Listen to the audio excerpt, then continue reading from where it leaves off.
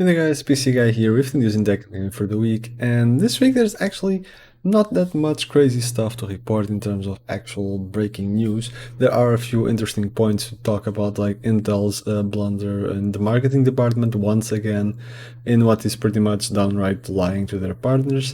There are some leaked benchmarks from the RTX 3080 supposedly, which, well, we cannot confirm if they are true or not, obviously.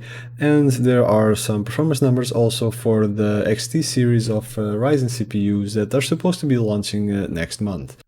Before actually starting up with the first topic on Intel, I'd like to remind everyone, if you'd like to help this channel grow and do more and better videos for you guys, if it helps you catch up with the news in episodes like this, please hit the subscribe button. That would really help us grow, improve more in the future, do better, and have more conditions for better content for you guys. And you can always unsubscribe if you don't like it. So let's start with Intel's interesting opinions on real-world performance.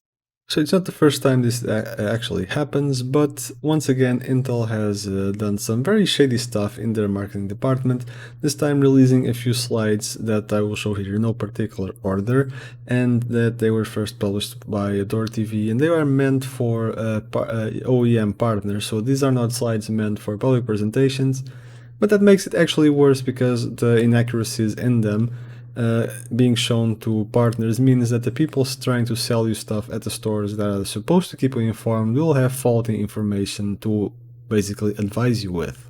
Starting with the first slide on this WCCF Tech article, which I'm not sure if it's the first slide on the presentation, but in any case, the brand position that they mention already does not make sense. They claim that the real-world performance applications are as follows, as you can see here on the right. I'll try to bump it up a little bit. So in their opinion, Ryzen 9 is kind of equivalent to 9th gen Core i7, so the 9700K. How this works when the Ryzen 9, for example, let's say the 3950X has 12 cores, 24 threads. How does that compare to Intel's 9700K 8 core, 8 thread CPU? Also claiming that, for example, the 3600X is comparable to, let's say, 9300K or something like that. Come on, guys, that's just plain, yeah. We follow up by showing a graph of what do PC users actually use in terms of software, and surprise surprise, the most named applications are the ones where Ryzen does not excel, because that's pretty much all the productivity stuff. Cinema 4D, After Effects, Premiere, that's all stuff that people would buying a high core count processor for, and that's exactly the ones that they claim are not used. On the other hand, Word, PowerPoint, Excel, etc., Outlook, those are the ones that they value a lot apparently. I mean, let's face it, if you're going to be doing Word and Excel stuff, it doesn't really matter what PC you have unless it's a very old and budget thing, really. The cherry on top of the cake, well, one of the two, because the second cherry I'm gonna get to in just a second, is that here on the legal disclaimer they clearly state that the software and workloads used in performance tests have been optimized for performance only on Intel microprocessors. So yeah, good job, you basically cherry-picked the results on a situation that is optimized for your product, and never mind the other. And the biggest joke is on this slide right here, like where they compare the Intel Core i7 10750H to the Ryzen 9 4900HS, and here's the catch. They are comparing it on different laptops, obviously, the Intel on the MSI GL65 and the AMD part on the Zephyrus G14. They are comparing them at the price point, which the AMD one is more expensive, and they are claiming that Intel performs better despite being cheaper, or, well, alternatively that the AMD is worse at a higher price. Now here's the catch. They are testing gaming performance with different graphics cards. If you follow benchmarking channels at all, then you will know by now that one of the more essential things when comparing products is making sure that all the variables are as close as possible, other than the one that you are trying to test and analyze. So in this case that would be the CPU, and everything other than CPU would have to be kind of pretty much the same. Also, if you are a gamer that's more into tech, you know very easily that the most important thing is usually the GPU in terms of gaming performance. And in this case, the AMD laptop that they listed have a much weaker GPU. They are both RTX 2060s, but this one is the Max Q, which is a variant that uses a lot less power, but at the cost of a lot lesser performance. It's a small distinction, but a very important one, because that will result in lower clock frequency on the GPU, which will result in worse performance. And that does not mean that you are being charged more for a worse part either, because the AMD Ryzen part has a lot more RAM, or better and faster RAM, also a lot more storage, and it is a different type of laptop. One of them is a more portable, ultra thin, the other one is a bit more of a bulky one, so all that explains the price difference, and it's not a fair comparison. Now, I don't want to spend the whole episode hitting on Intel, on getting on that bandwagon, because the point is pretty clear. If you guys are into tech, which I assume you are if you watch this channel, you know that it's an unfair comparison what Intel is doing.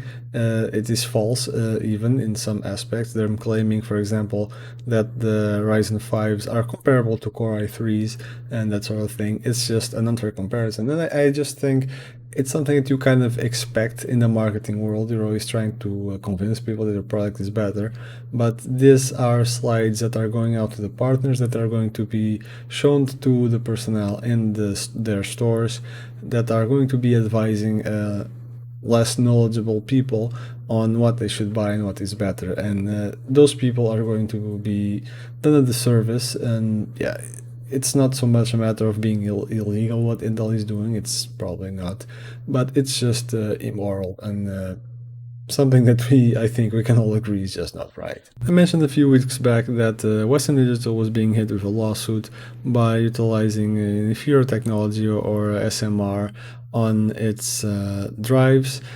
This would result in very big performance degradation in some use cases, especially for NAS drives, which was the case.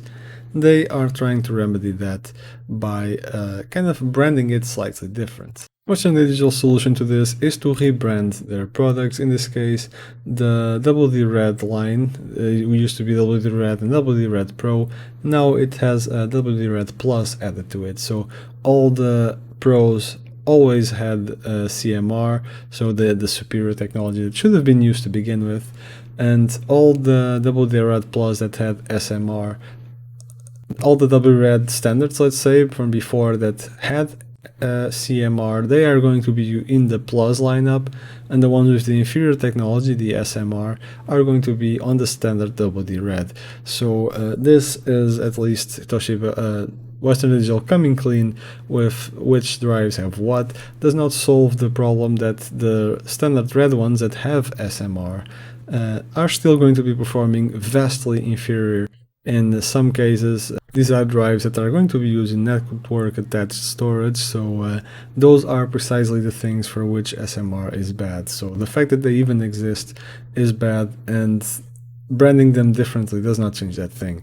Western Digital is not the only company to have been caught doing this. Toshiba and Seagate also, I believe, have admitted to it in the recent events following that lawsuit, but Western Digital was the focus of this issue, really. Nvidia GPUs now support the RTX 12 Ultimate and the new Windows 10 scheduling feature after the last update that came out earlier this week. You should get it on your GeForce Experience if you have an Nvidia graphics card. To actually use the GPU scheduling thing, you will have to have your Windows updated to the 2004 version, which is not available to everyone. You can force the update if you really are interested in what it does and the improvements. However, I would not advise you to do that, because there have been reports of people facing several issues, reboot loops, crashes, you name it, with the new version of Windows. I updated it myself a couple of days ago, and yeah, let's say I had a few issues already. Some of the videos that I was trying to edit took me a whole lot longer than usual to do, because Premiere kept crashing and not really buffering stuff as it should. Thankfully seems to be okay now, but fair warning, there are some implications for the whole hardware scheduling thing that are not fixed quite yet. you have to manually enable it after installing both the Windows update and the Nvidia driver update. And when you do enable it, you will, for now at least, until Nvidia fixes that, not be able to record and stream gameplay at the same time. I am not sure the details of why this is not a possibility right now. Obviously, there are technical reasons, but exactly what they are, I will not be able to say. This is expected to be fixed relatively soon, so well, yeah, keep your GeForce experience updated to the latest drivers, and hopefully it won't be an issue. As for what you can expect from the GPU hardware scheduling, what it basically does is it gives your graphics card control, full immediate control of the VRAM that is on it. So usually beforehand, your operating system would handle the VRAM for the graphics card. That would create some latency between what's actually happening, and well, that would negatively affect performance. Obviously, this from what has been tested already by other content creators, would give negligible hardware improvement for now. It can be possibly better utilized in the future, not that the option is there, but for now it's 1 to 5% something increase in some titles, with most of them being on the lower end of that scale. So it's not really groundbreaking, but you know, every little bit helps when they're trying to get that last extra bit of performance. Next article claims that 3D Mark benchmark results see some RTX 3080 results, and that they are pretty impressive, being about 21% faster than the RTX Titan and 30% faster than the 3080 Ti Founders Edition. So this is comparing a 3080 non-Ti supposedly with the 2080 Ti, so that is quite a performance bump, which I cannot say that I am worried about Ampere's performance compared to the previous generation.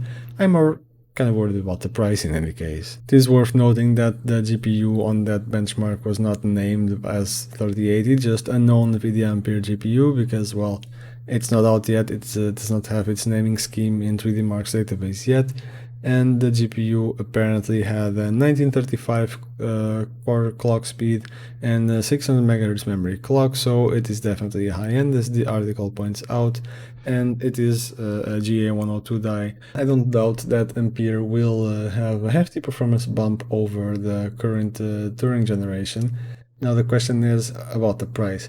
I strongly believe that the price should be, at the very least, not higher than the current generation. If anything, it should be lower. We have heard months ago already, also unofficial rumors obviously, that the pricing would be cheaper than the current generation, at least by a little bit. But it seems like in the past few waves of rumors, they have been trying to slowly condition us to accept price increases, and that's already pretty crazy. And I've mentioned it in videos before. I encourage you guys to just open a Google window, type 1980 Ti MSRP or type 780 Ti MSRP, something like that. And that was not so long ago. That is 3-4 years ago that we're talking about. And look at how that price difference is. And yes, I know there is inflation. I know that is a thing, but the price has pretty much doubled in 3 to 4 years. And if you guys have had your wages double in the last 3 to 4 years, well, happy for you guys. In any case, the mining boom is over. Nvidia needs to accept that and kind of bring the prices down to normal levels. Obviously, they will not do it on their own volition, and we can only hope that AMD will catch up to the performance levels that Nvidia has right now to kind of force the prices back down a little bit at least. Speaking of which, apparently Navi 23 GPU has been spotted, and it probably will support hardware accelerated ray tracing, which we kind of were expecting already. Video cards kind of posted a list of the ones that have already been spotted. And keep in mind that these are no actual hard details or anything, they are just the GPU IDs that have been found, so no information on specs or anything, but we can pretty much assume that 23 will be a mid-range part, considering that the lower the number, so 21 will be the high end, 22 will be a bit, you know, sub high end, and then 23 will probably be mainstream. So yeah, that's what you can expect. Another AMD news, some benchmarks also have leaked for their XT refresh lineup for the Ryzen 3000 processors. They apparently are up to 5% better than the normal X series chips, apparently, according to the article, and they have a nice little list down here with the scores that they have achieved on Cinebench runs. I actually meant Geekbench, apologies for that, but in any case there is here a tiny but very handy little chart on how does that compare, what does that score actually mean compared to the standard 3900X and the Intel's offer 10900K. And this means that in single core, and this is the score you want to look at, the updated one, they are still behind Intel's, but by a lot less than the previous result, which is 1250. So it's basically a neck-to-neck situation almost. As far as multi-core goes, they are completely smashing Intel, having more than a 1500 point difference in the multi-core scores. So yeah, this has been the bulk of the weekly news. Like I said, not a whole lot. I did manage to fill the time nicely with my rant on Intel's marketing, I guess. Some of you might actually have been slightly annoyed by that and how long it took, but yeah, apologies for that. I just got carried away a little bit. As I said before, I hope you guys have enjoyed this show and helped you catch up in the tech news for the week. There weren't many, but I understand most people don't really keep track of them all that closely, so it might be nice for some people to have a show like this to catch up once in a while. Once again, thanks for watching. If you enjoy this show, hit the subscribe button, drop a like, comment. That also helps the video get more visibility on YouTube and more people to watch it. And like I said at the start of the video, hitting a bit higher subscriber numbers is something that will really help us grow in the near future. When trying to contact brands, for example, to showcase products, reviews, have some review samples sent, it always helps a lot to show that you have a bit more visibility and higher subscriber numbers. And let's face it, the subscriber numbers that we have right now, we're hovering a bit under the 500. No company is ever really going to take that seriously, and even though I have tried, there's not much of success lately trying to get products to showcase and stuff like that. So hit the subscribe button and help me out so that I can give you guys more content, better content, and keep you guys entertained and keep me having some fun with tech. So I'll see you guys in the future, hopefully, and have fun in the meantime.